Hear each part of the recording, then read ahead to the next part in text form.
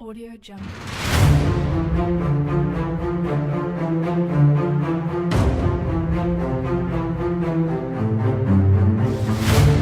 Audio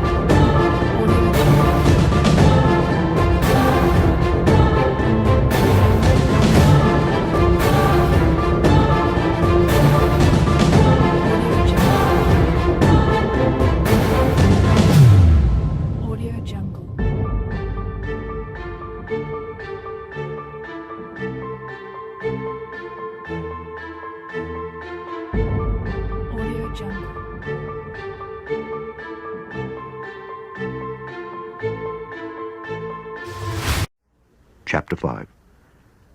And I saw in the right hand of him that sat on the throne a book, written within, and on the backside, sealed with 7 seals.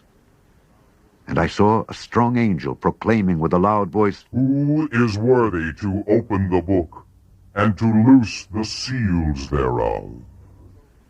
And no man in heaven nor in earth, neither under the earth, was able to open the book, neither to look thereon.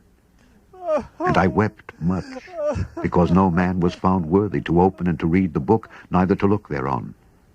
And one of the elders saith unto me, Weep not. Behold, the Lion of the tribe of Judah, the Root of David, hath prevailed to open the book, and to loose the 7 seals thereof. And I beheld, and lo, in the midst of the throne and of the 4 beasts, and in the midst of the elders, stood a lamb, as it had been slain, having 7 horns and 7 eyes, which are the 7 spirits of God sent forth into all the earth.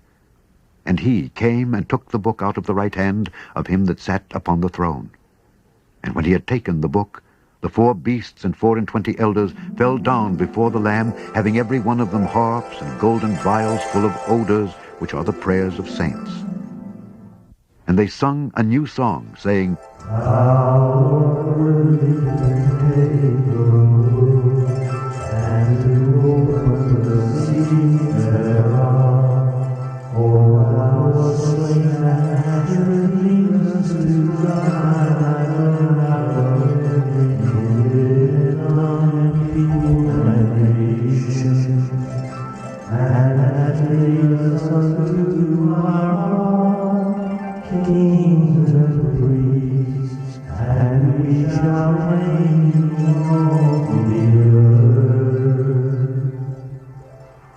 And I beheld, and I heard the voice of many angels round about the throne, and the beasts and the elders, and the number of them was 10,000 times 10,000, and thousands of thousands, saying with a loud voice, Worthy is the Lamb that was slain to receive power, and riches, and wisdom, and strength, and honor, and glory, and blessing.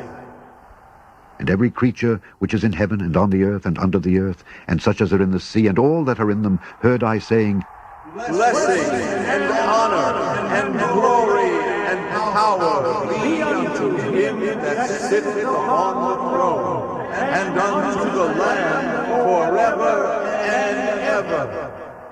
And the 4 beasts said, Amen. And the 24 elders fell down and worshipped him that liveth forever and ever. Great, so we get to now see some action in chapter 5.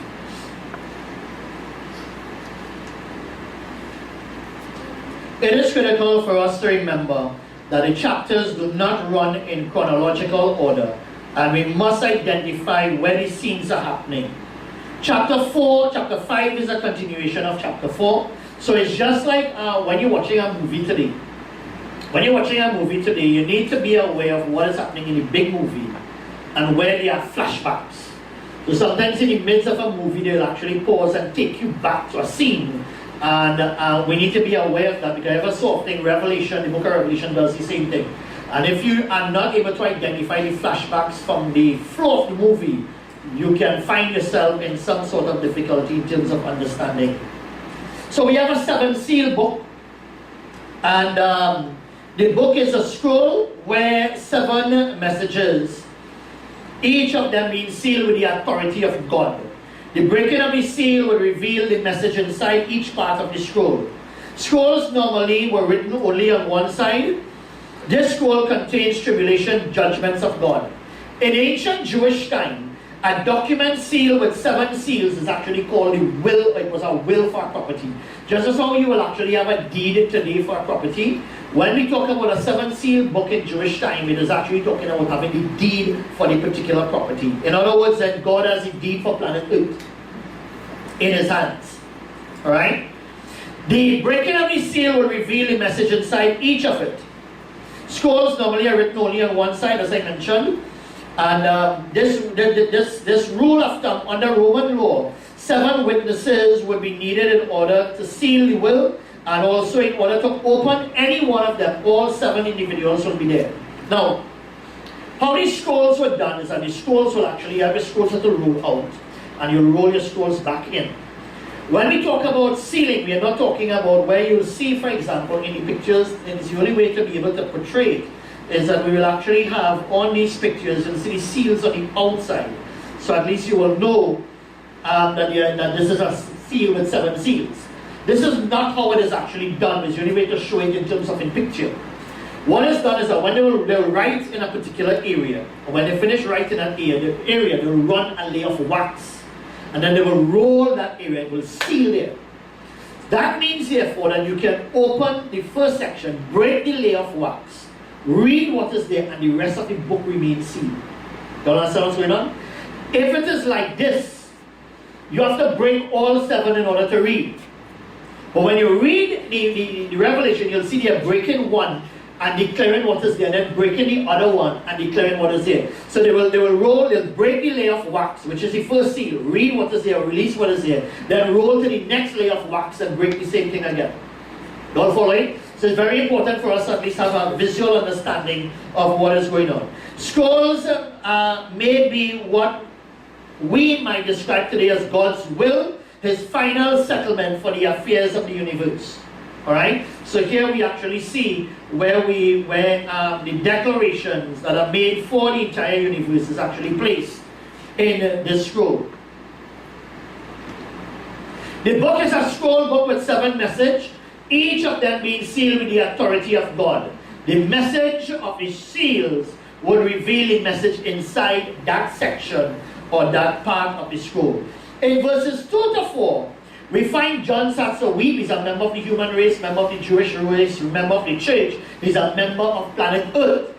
And here's the problem. The future cannot run forward because nobody has the ability or the authority to go and approach God the Father and release the book. Only one with the proper authority could open the book and loose or remove the seals. The question is, who has the right to judge the world of planet Earth? That is, to reveal what is hidden inside the scrolls and to execute what is written. No man literally means no one. Notice they will search heaven, they will search the earth, and they will search under the earth and find nobody has the right to be able to open the seals. John weeping is not only for the scrolls, but for the church as recompense for the persecution for his own Jewish people and the Gentiles like Daniel. It is not a case of who is willing, it is a case of who is worthy. Many people might be willing to do something, yeah, but that doesn't mean you're qualified to do it. Alright? You must have the qualification to be able to get it done. Alright? So the big question is, who is worthy to open it? Notice again that you will find a trinity of 7. There is 7 horns, which talks about omnipotent power. There is 7 eyes, which is omniscience. And then there is the 7 spirits of God. This is on the Lamb, which is Christ. So we find Christ has omnipotent power. He has omniscience. And he's full of the Holy Ghost. Are you there with me? Alright? Full of the Holy Ghost. He is the Lion of the tribe of Judah. Christ is represented both as a lion of the tribe of Judah, is the root of David, which takes you back to his political party that he belonged to. He is from the tribe of David, and he will once again rule on David's throne. There are 3 outbursts of worship that are directed towards the throne and towards the Lamb. So there is a switch that actually takes place when you have the Lamb goes to the throne and takes the book. Notice here that it takes harps. You know, it's interesting, in all the churches we have here in Trinidad, I have never come across anybody in any church who play with a harp. We need to change that. We need to get some harps. We can have something harping on the harp. Harp is an instrument of heaven. Understand? It's a very difficult instrument to learn. So anybody want to get that vision? You line up for heaven. You can join these fellas and them. But notice to us, for all the prayer warriors and those that pray regularly, it becomes part of the worship. They don't take the prayer of the saints and they mix it together with all the things that are happening in heaven. So let me tell you, you may not see evidence of what's happening in your prayer now, but let me tell you, they gather it and they use it in heaven. Alright? Also too as well, for worship leaders, here is a good support evidence. There is a place for new songs. When this change took place in heaven, they actually began to sing a new song unto the Lamb. So there's a place for old songs, but there's also a place for new songs. And they begin to worship because of their salvation. Everything we go about and preach today, that Christ died for us and he bought us with his own blood. But not the group. We are from every kindred, tongue, people, and nation. Nation here means people groups.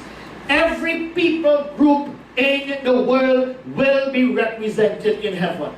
And sometimes I tell people the reason why the rapture takes place yet, we have somebody in a family member that needs to get saved. There must be a representative from every family and every people group and every tongue, people, and language must be represented in heaven. Must be represented in heaven. Alright? So there's this big outburst of worship that actually takes place in heaven. The road match of heaven. And worship leaders, these are great songs you could read to as well as they play on their harp. Harp means that they're singing psalms. There's 150 top songs in Israel in the book of Psalms. So they're playing harp. That means it is in support of the Jewish people. But their road match is, worthy is the Lamb that was slain. Are you there with me? Worthy is the Lamb that was slain. So yes, they are doing using Jewish musical band. But they play road match. Play road match. Alright? So again, we see the strong evidence with regards to chapter 5. Chapter 6. As we get into chapter 6, let me just pull it up so when I'm ready to move, I can move straight into it. I want to give you a visual too as well in chapter 6 as well. I'm most likely going to do that one first. One of the things we need to remember when we're looking at Revelation is audience, audience, audience. Say that after me. Audience, audience, audience. Say it again. Audience, audience, audience. Audience tells you which interpretation to use. That means therefore there are 3 audiences that God has. He has the Gentiles, you have the Jews, and you have the church. What applies to Jewish people may not necessarily fully apply to Gentiles and may not apply to the church. Like I showed you before, there were 3 major reach. So again, you always have to ask yourself the question, which is the audience that will tell you what he is using. For example, when he's talking to the Jews, he always uses parables. They ask him at one point in time, he says, tell us plainly if you are the Christ. He gave this parable, that parable, and so on like that. He gone by a woman who is a Samaritan, an outsider. That is it. She had a whole set of fellas and you calling me. And he came out and told her plainly that I am the Christ. Gentiles, there is direct speech. The audience dictates the difference. The other thing you have to ask is where the audience is. Is it happening in heaven? Is it happening in earth? Is it happening elsewhere? So clearly, chapter 1 happened in heaven. Chapter 2 and 3, we are seeing events on earth. Chapter 4 and 5, where we have the transportation to heaven. And now these events that are happening where the Lamb goes and takes the scroll from the Father's hand and is about to release it, those are events in heaven.